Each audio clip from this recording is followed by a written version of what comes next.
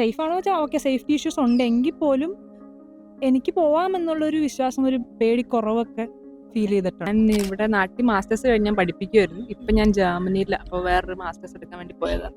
അപ്പോൾ വിമൻസ് ഡേയുടെ ഇത് വെച്ച് പറയുകയാണെങ്കിൽ എനിക്ക് അവിടുത്തെ ഇവിടുത്തെ ഒരു ചേഞ്ച് തോന്നിയേക്കണമെന്ന് വെച്ച് കഴിഞ്ഞാൽ അവിടുത്തെ ജെൻഡർ റോൾസും ഇവിടുത്തെ ജെൻഡർ റോൾസും തമ്മിൽ നല്ല ഡിഫറൻസ് ഉണ്ട്. അവിടെ എന്ന് പറഞ്ഞാൽ ജെൻഡർ റോൾസ് നമുക്ക് പറയാനില്ല, കാരണം എല്ലാവരും ഈക്വലാണ്. ഇവിടെ എന്ന് പറയുമ്പോൾ എനിക്ക് തിരിച്ച് വന്നു കഴിഞ്ഞിട്ട് ആലോചിക്കുമ്പോൾ ലോജിക്കലി ചിന്തിക്കുമ്പം ഒന്നിനൊരു ലോജിക്ക് ഇല്ലാത്തവർ നമുക്ക് തോന്നും. കാരണം നമുക്കിവിടെ ഇപ്പോൾ ജെൻഡർ റോൾസ് ഇങ്ങനത്തെ ഒരു രീതിയിൽ ഇതാക്കേണ്ട ആവശ്യമില്ല നമ്മുടെ നാട്ടിൽ.